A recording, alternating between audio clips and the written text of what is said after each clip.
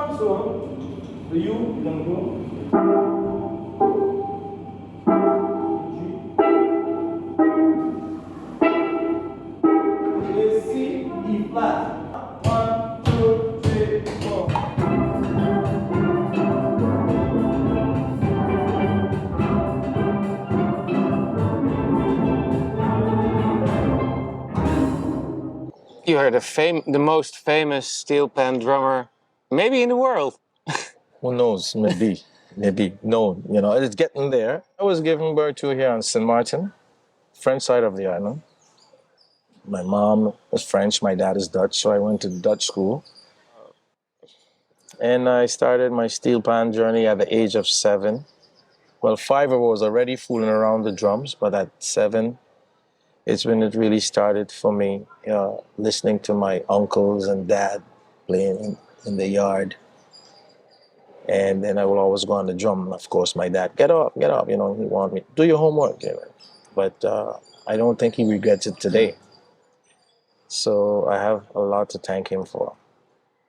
So that was the road to my destination here. Then I have so many great achievements and great moments. So I'm very thankful. Once you're sharing the positive things and doing the positive things, it is a fact. Positive things happen to you. So so I'm thankful for that. The history of steel pan started in the 1930s. There's no exact date, a month, but they know somewhere in the late 30s, like 1937, on the island of Trinidad. It was brought to St. Maarten, as my father told me, in the 1950s. And a lot of stories being told, but they say the oil drums that was used as waste after they used them in Venezuela, they just showed up on the shores of Trinidad because they didn't have no use for the drum anymore. And there you had it, a native was walking and he started to experiment because he noticed, well, when he kicked the drum, it had, it made different sound as he kicked it in different areas. So that's where it's all started. And it's so amazing that this instrument was given birth to because I think it started with 2 notes. Ping, pong, they used to call it ping pong. I can imagine that stems off of, we had the xylophone, tung, tung, tung, tung, and they had the instruments before that. But the amazing thing for me is that it started with 4 notes. Pum, pum, pum, pum, pum, pum, or 2 notes, ping, pum, then pum, pum, pum, pum, until eventually they got the whole scale in there. So that's like the white notes on the piano. And then they added the sharps and the flats. Now, steel pan is limited in terms of per instrument. Like on the keyboard, you have many octaves, some 4, 6 octaves.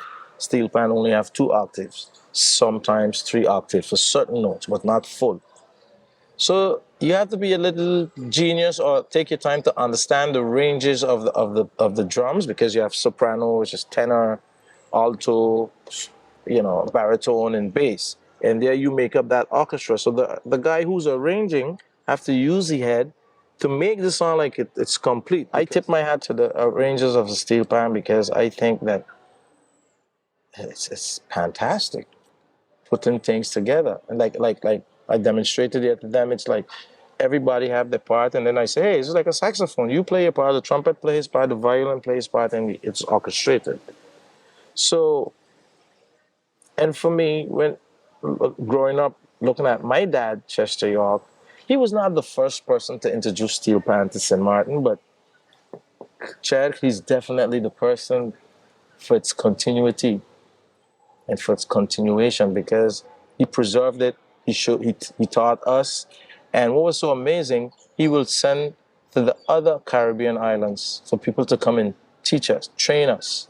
So I tip my hat to Mr. Winston Spree Simon, who the Proclaim was the first to make it. But my lyrical journey is like I was always a party guy. And this stems off of my father again to thank for that because St. Maarten, we live in such a special hub within the Caribbean. We were exposed to merengue music, zouk, French, calypso, jazz. So the St. Maarten musician have a little bit of everything. And I had my biggest hit, I think, which is still the biggest hit out of St. Maarten, which is St. Maarten Rumba. Because I make that like a mixture with... St. Maarten Rumba, right? Right. Yeah.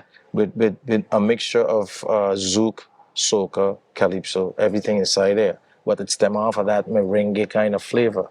Rumba, rumba, St. Maarten, rumba, rumba. Right? But we keep persevering.